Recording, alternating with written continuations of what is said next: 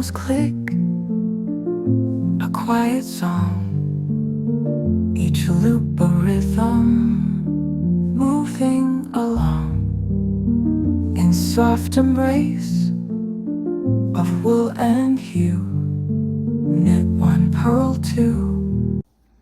Good morning, good afternoon, or good evening. This is by Hook or by Needles. I am Sam, and today I thought we might look at the different types of stitches and how to recognize what they are. I think this is especially useful for beginners who might look at a picture of a pattern and think, oh, I'd love to make that, and perhaps they think, no, it looks too complex, or maybe they don't understand that it is complex and they think it might be easier than it is for their skill level. So I thought it's probably a good idea just to very briefly go over the main types of knitting stitches. So I've just made a little swatch here that you can see of different, a few different sort of stitches just to discuss. So the first and most basic is, of course, our garter stitch. Now, garter stitch, as you may have already be aware from my previous videos showing how to do garter stitch, it is knitting on every row. And when you knit on every row, you get a back bump on every row. So the back and the front is exactly the same. It is reversible. It also does not curl. As you can see, this is not curling at all. If you pull it apart, you can actually see the knit stitches in between, but they are not sort of visible, unless you actually literally try to look for them. It's what we call the purl bump. They're also known as ridges. It's usually the way you count ridges or purl rows or garter stitch is it's one purl bump is 2 rows. Okay, so you would go 2, 4, 6, 8, 9, multiply by 2, that's 18 stitches. 18 rows, sorry. Alternatively, you can count each side. So you go 1, 2, 3, 4, 5, 6, 7, 8, 9, 10, 11, 12, 13, 14, 15, 16, 17. I think I said 17. Oh, did I say 18? No, I said 9 and 18.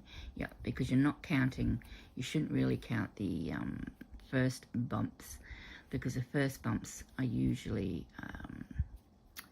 your cast on bumps. But nevertheless, that's the way bumps are counted. So that one would have been counted in with the rest as well. It's just that it's joined on to the others. Okay, so that's our garter stitch. Very easy, very simple. It is beginner friendly, and like I say, it is reversible. It's great for scarves, great for dishcloths, great for anything you want to try if you're first starting out. Okay, the next section I got here is known as stockinette. This is the knit side, and this is the purl side. And you will notice that the purl bumps are closer together on this side, on the stockinette, than they are on the garter. And that is because just the way it's worked, because you do one row of knit, and then when you turn and come back, you do one row of purl. So you're purling backwards, and the bumps are coming onto the front side. So you basically got, if you pull that apart, you are not going to see the knit side, which you can see here. You can see the knit row here, but you cannot see it in here because it's showing on the front. This is usually called the front or the right side when knitting, and the purl side is usually known as the wrong side. But some people prefer the purl side. It just really depends. And you can make lots of designs and shapes with just these 2 stitches. You could just as easily, you know, you could be knitting and then purl 3 stitches, and then continue. When you come back, you'd purl those same ones on the front, so you get purl bumps on the front. And you could you know, make a letter, or you could just make you could make a triangle or a square, and that sort of thing, to create different sort of designs. So this is your stockinette. It's a little more, well, I suppose it's not more difficult. It's just that you need to do learn how to do the purl stitch in order to get the knit stitch to look like this. So whereas this one, you only need the 1 stitch, knit, knit, knit every row. This one is knit 1 row and purl 1 row. It will curl. It's slightly curling on the edge there, you can see. It's not curling obviously here because I've got a garter stitch at the bottom, and that's preventing the bottom, the base of the stockinette from curling up. But if that wasn't there, it would curl up, just as you see. You know, you can see it from this side a little bit better, that the sides are curling in. That's just the nature of stockinette stitch. To avoid that, you can do 2 or 3 rows of garter stitch, and do garter stitch on the side with 2 or 3 stitches each side, and then you'll get perfectly flat shape, or whatever you're trying to do. Okay, the next one I've got here is cable. Now, cable knit is usually slightly more advanced. You're still using knit and purl stitches, but instead of alternating, normally patterns will have you purl up to where your cable is, and then you do your cable in knit. The cables are usually done over a group of stitches. In this case, I've done it over 6. You can count them: 1, 2, 3, 4, 5, 6. You can see that the first 3 stitches have come over to this side, and the second 3 stitches are underneath and have come out onto the right side. With cable, I'll just show you the cable. There's several cable hooks, or sorry, not cable hooks, cable needles you could use. You can use these ones, which are quite handy because they've got a little bend in them, and that just stops you from losing your stitches when you pick them up. Alternatively, I tend to use just a DPN. I just grab a DPN and use that. You can also buy specific cable needles which are a little bit shorter than the DPNs, so that they're easier to manage. But yeah, that's your choices there.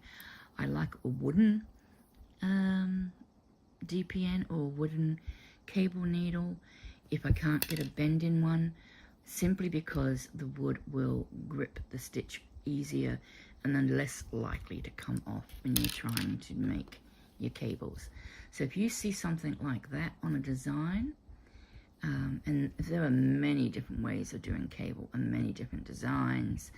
You can get some looking like bunny rabbits, butterflies, honeycomb,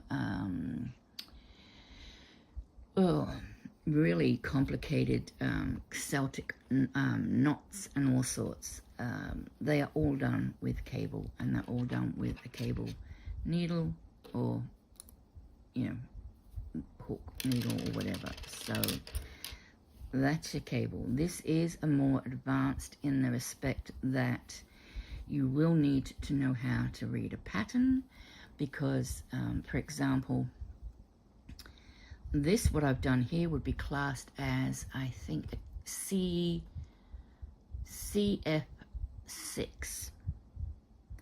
And what that means, it's a cable 6, C for cable, 6 for how many stitches the whole cable is, and F being front.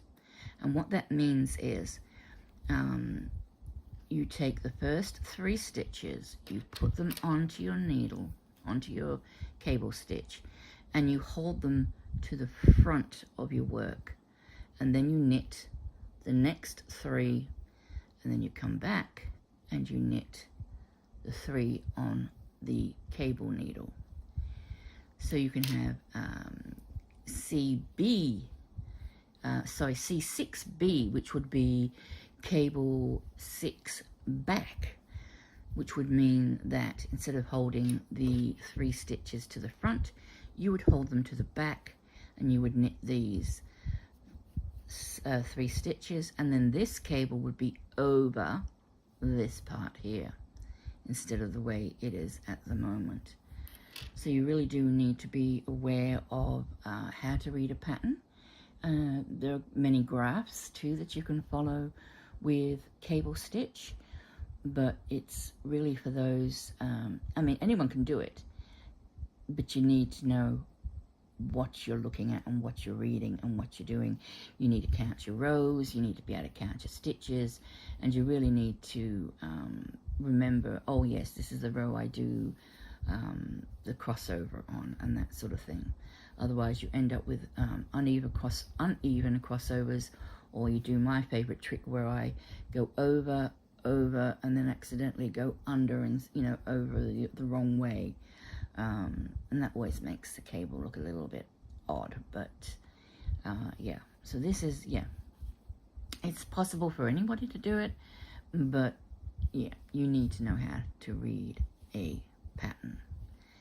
Now, the next 2 are very similar in that they use 2 colors per row.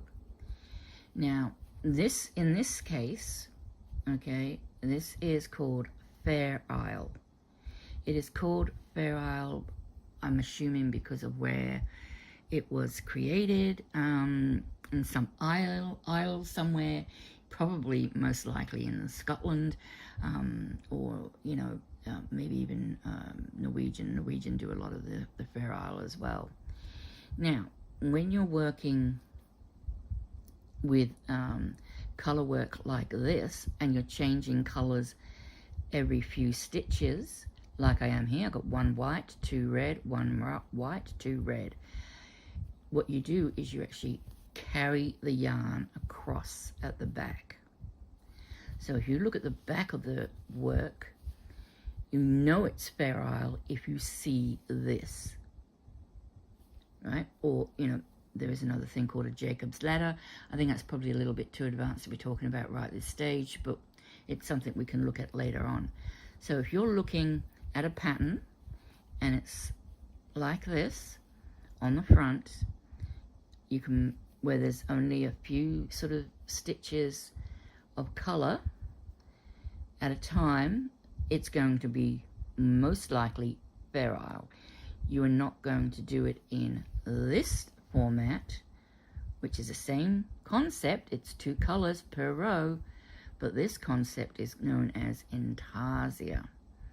Okay, it's the same but different.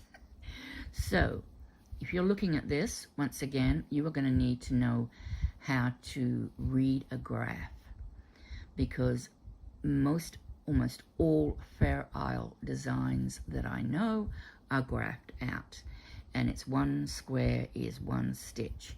So, you know, it will have a white stitch, 2 red, a white stitch, 2 red.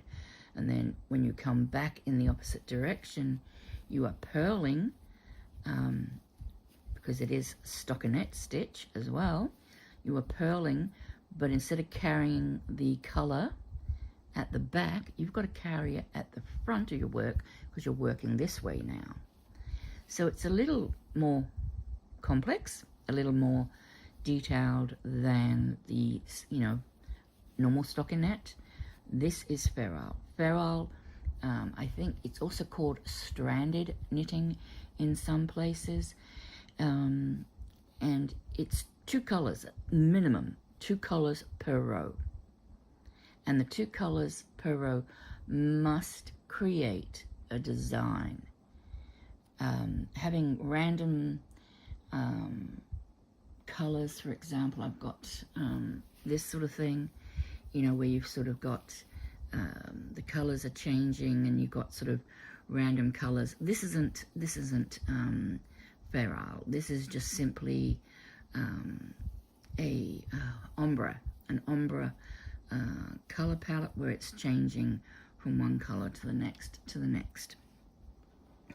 So this is ferrule. You've got to carry your stitches at the back, the yarn at the back. This can be tricky for some because if you pull it too tight or not tight enough, if you don't pull it tight enough, you're going to end up with big loops. And those big loops, let's see, if I pull this one up and make it a big loop. Now, if that was on a sleeve and I was putting my hand into the sleeve to wear the ferrule jumper, I'm going to possibly catch that, and if I pull on it too hard, it's going to ruin the design at the front. Similarly, they can be too tight, and if they're too tight, you end up with, let me see if I can make it work. The stitches will disappear, the color work won't be seen, and or you will also find puckering. The stitches will sort of gather up together if it's too tight. So it does take a little bit of experience. It takes a little bit of practice to do ferrule, but it's well worth it if you can do it. You can do ferrule using solid colors only, or you can use a variegated yarn. If you were using a variegated yarn, I would strongly suggest the other yarn you used would be a solid, and that there is no similar color in the variegated as the solid. So, for example, here, if I was using, if this white was, say, variegated, and it went from white to pale pink to red, well, I wouldn't use that, because then I might get one of these stitches, which I want to be the variegated, being red, and then you lose the pattern. Ferrule is all about patterns and designs. It's about, your Norwegian designs. It's about your, what are called your hugs and kisses. Excuse me. Now, hugs and kisses are usually, it's quite a popular sort of design where you basically, they make a cross and then a circle, a cross and a circle. But you can get all sorts of things. People do trumpets, they do, elephants, they do animals of all sorts, they do trucks, they cars, butterflies, you name it. You can do anything in ferrule, but you're only doing, the color changes fairly often, and you have to carry your color across the back. Now, let's go to the final one that I want to discuss today. This is Intarsia. Now with Intarsia, I'm still working with 2 colors, red and white per row, but I am not carrying this the white, so there is no big long white strand going from this side to this side. That is achieved by starting with one ball of white. When you get to this section, you add a red ball, and then for the next stitch, you get another white ball. And what you need to do is you just basically twist the yarn at the back. So you just basically, if you're working with your yarn, you just basically make sure you've overlapped it or twisted it like that. That way it closes the gap so you don't end up with a open space along here or here. And yeah, you don't get any of the white showing through on the red.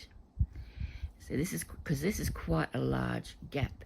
Now normally if you were doing Fair Isle and you used Fair Isle on this, which I wouldn't recommend, but people do it, you would have to carry the yarn, and that would mean you would have to lock down the yarn, like this is locked down. See how it's sort of locked down with every color change? It's locked down, so it's not going anywhere. Okay, you would have to lock down every 3 stitches, every 3rd stitch as you're doing the longer gaps. And if you do that with white, as you can imagine, it's going to show through when you spread it. Just as you can see, if I spread the Fair Isle, you can see the white showing through, but it doesn't show through when it's just at a rested sort of state. And that's why you've got to get your tension really good with your Fair Isle. So this is called Intarsia. I recommend Intarsia for larger shapes of color. You know, if you were doing, you know, big hearts or big flowers or something like that, you would use a different ball for each block of color. Now, what I use, where did I put them? I put them in a bag, didn't I? So I can't find them. There's a few things you can use for what we call bobbins. I'm just trying to find a bobbin, and I can't find one because I can't remember where I put them because I cleaned up. Bobbins are just basically little, I actually use clothes pegs, but they're really big clothes pegs. They're not your small wooden clothes pegs. They're big plastic clothes pegs, which are very strong, and you can wrap your yarn around them, and then you can actually lock the loose yarn in the peg, and that stops it from unraveling. And that will hold, you know, that would be one color hanging down, the red would be hanging down, and then the white would be hanging down. Or you can have just 3 balls of yarn. Depends on how many colors you have. In Tarsia, it is easier to possibly do, in my opinion, it is easier to do more than 2 colors because, you know, you're adding basically a new ball of yarn per color or per section of color. So for example, if I was continuing this pattern along and I decided to put another red triangle here, diamond here, then I would have this white ball would go up to the new red diamond shape. I'd get a new red ball. I wouldn't carry the red from this one to that one because the gap is just so long. It's a waste of yarn. It makes it really difficult to stop what we call the floats. These are called the floats. You're basically floating the yarn behind the work in a neat and tidy way. So you can sort of almost see, you know, before I stuffed it up by pulling at it, you can sort of basically see it's very patterned. You know, you can see long white, short red, long white, short red. And that's what you would want to see at the back of your Fair Isle. You don't want to see really long threads because, like I say, if there's too long and too loopy, you're going to get your fingers caught and you're going to pull on all the stitches and you're going to ruin all of your hard work. Similarly, if it's a machine wash yarn you've used and you toss it in the wash and it's got long bits like this and it grabs hold of, I don't know, a button on another piece of clothing and gets caught up and pulls, you're in the same sort of situation. So yeah, so that's your Fair Isle. Now Fair Isle can be done with 3 colors in a row. and it's a little bit more difficult because you're then carrying a third color, but you have to lock them down in a different position. That's probably easier to explain as you are actually creating an item, and later on I will show you how we do Fair Isle, and I'll show you Fair Isle with 2 colors to start with. That is the most common. It's very, very rare really to see Fair Isle with 3 colors, but it happens. So yeah, so if you're seeing this and you are able to look at the back and you see that, you know this is Fair Isle. If you don't see any strands like this, and it looks like this, I should have shown in my ends, but you know, it was just a sample. This is what they call intarsia, and it's totally different, and it's, in my opinion, a lot easier when you're making larger blocks of color. So there we have it.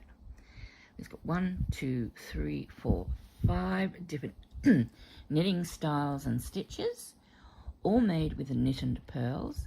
You'll notice that the intarsia and the Fair Isle are done in stockinette. Cables can be done in both stockinette and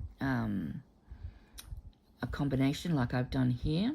Sometimes, you know, you might find that the pattern might say to knit up to a certain stage and then just purl a few stitches before the cable. So it'd be knitted here, just a couple of cable stitches there, just to define the cable pattern from the other stockinette stitch. Or in some cases it's like this, it's all garter except for the stockinette cable. Okay, then we have our simple stockinette and we have our simple garter. So I hope that helps some people sort of perhaps understand what they're looking at and what they're seeing. So those the kids' jumpers you see with big lion faces or big I don't know, princesses or dogs or cats or whatever on them are more than likely going to be intarsia. Things like this where you've got intricate designs, example, you know, your Christmas sweaters with all your reindeer, you know, little tiny reindeer and snowdrops and, you know, and all that sort of thing, and snowflakes and whatnot. That's going to be Fair Isle. And you've got your cable, your stockinette, and your garter. Okay, so I hope that clarifies. Any questions, please ask below. I'm more than happy to try and answer any questions you may have. We will, as I say, be covering these stitches. We've already done the garter stitch. This video will be in a playlist which includes the garter and the stockinette, I believe, but not the others. So, but eventually the others will be found in the same playlist.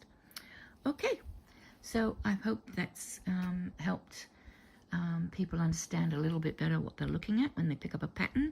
You can get an idea of, you know, how complex or easy it may be based on your own talent level or your skill level or whatever you want to call it. So, until next time, please learn from the past, think about the future, but always live for today. I'll catch you next time. Bye-bye. Hi, my name is Joey, and my mummy wants to know why you haven't subscribed yet. Come on, hit that button.